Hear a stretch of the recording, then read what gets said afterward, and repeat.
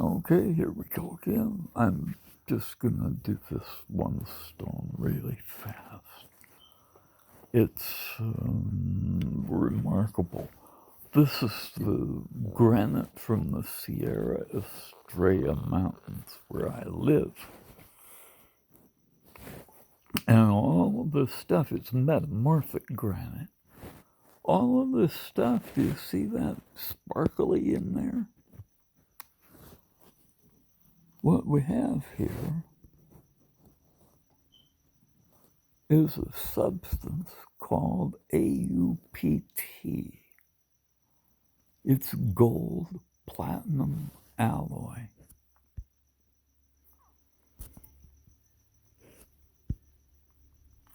And it is absolutely ubiquitous. You can find it easiest in a dust, in the cracks in the ground. Any of the low spots where water runs naturally, if you dig up that sand, let it dry out, you can extract the AuPt dust with a magnet.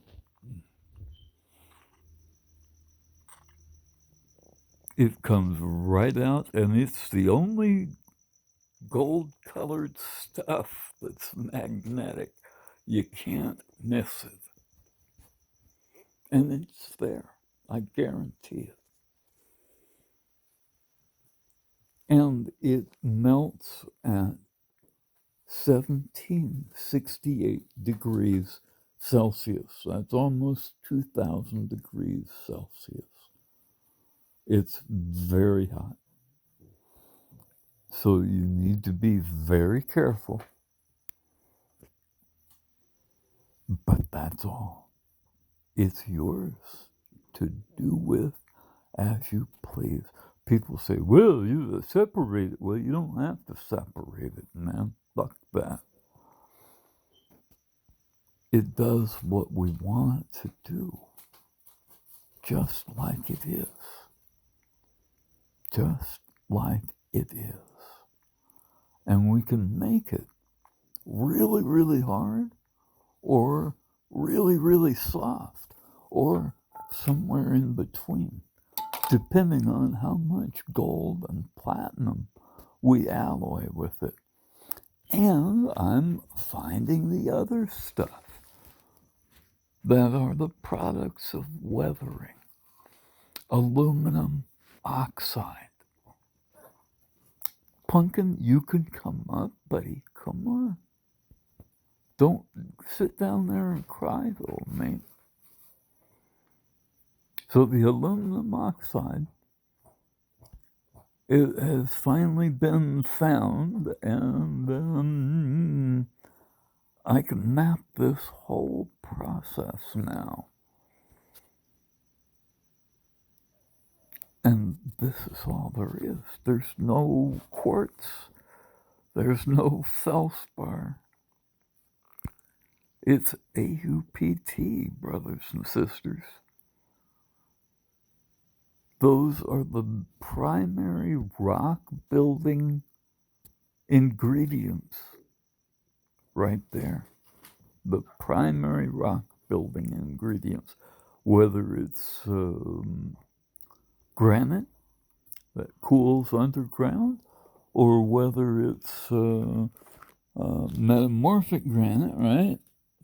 This is like a pegmatite granite.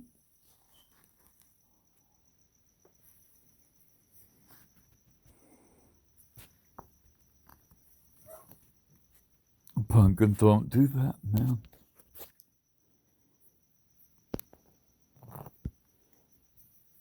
And there you go. There's some platinum there. It's not feldspar. That is not feldspar. It's harder than feldspar, for one thing. And it's heavier than feldspar times about 19. It's 21 on the Mohs scale, or on the specific gravity, weight to volume ratio. And the cubes that you see, the large-sized cubes that we're told come from the depth of formation, are the size of the unit cells of this type of granite. And that's what we're seeing. We're seeing big, huge pieces of AuPt crystal reflecting back at us. Each one is a little island within the crystal lattice. And they form in a very regular pattern, and you see rows and columns lining up. And they line up because all the atoms are all the same size, right? They can't help it. Because that's how stuff fits together. I'm not being a smart ass, man.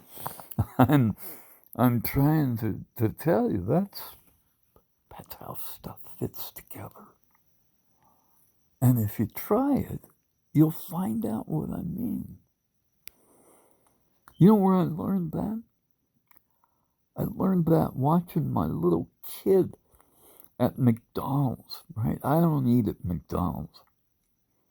So I was sitting at the table, and they've got those balls, that swimming pool full of balls.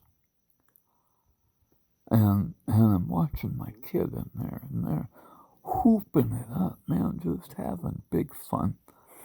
And the balls, when the kids are not messing with them, all lay down together into a very, very, very orderly arrangement that is called close packed cubic hexagonal. Okay, so one atom is surrounded by 6 other, and they're all touching, right? They're all the same size. And that's as close as you can get 7 atoms. Okay? And then there's 3 on the top and 3 on the bottom. So 7 and 6 is 13. 13 atoms in a unit cell. And these cubes are unit cells that are growing or have grown because they cooled down underground. And so the size of this structure was larger. They could fit to continue to crystallize over a long period of time. And so there you have it. You have the result of AU and PT coming out of a melt together to form a solid solution series. And it does it in these crystals like this. That's what this is. This is not a whole bunch of little crystals. This is one crystal. One thing. Kind of tetrahedron here. Okay? 1, 2, 3, 1, 2, 3. If you go to the other side, it makes another tetrahedron on this side. And they join together. And that's how rocks get their shape. They've got kind of a shape like hands or feet. That's where we get the shape of our hands and feet. And it's not magic.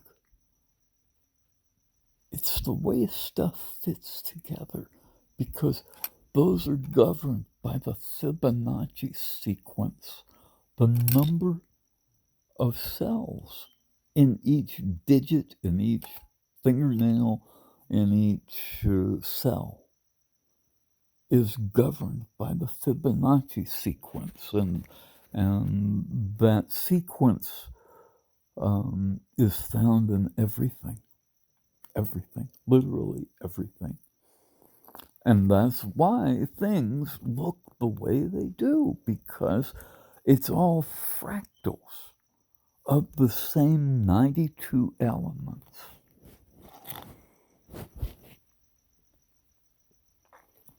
And these things are big old crystals of AuPt. And AuPt is not gold and platinum, it's gold platinum alloy.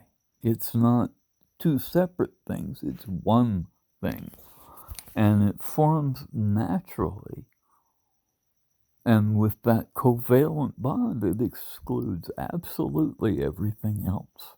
It doesn't pass electricity, it doesn't act like a metal, but you can pound on it and whack on it, and it bends like a metal, and it polishes like a metal. And you can cut it and machine it like a metal. But it doesn't heat up, doesn't get hot. Think about that. Wow, huh? And I can make it as hard as rubies, or as soft as 24 karat gold. That's a pretty broad range.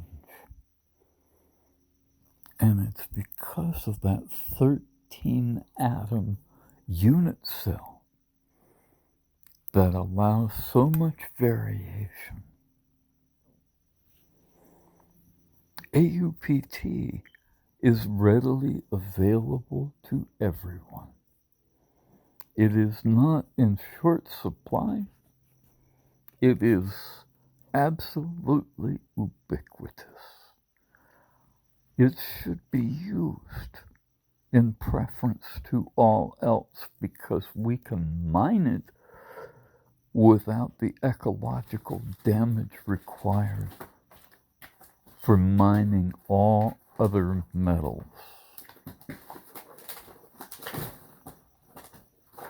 It will help us restore the Earth's good health. And we can do that and have a high technology society at the same time. We can't do that as long as only a few greedy people control all the resources. And that's what's going on now, brothers and sisters. That's what's going on now. While you guys are watching for this big scary virus, your benevolent government is busy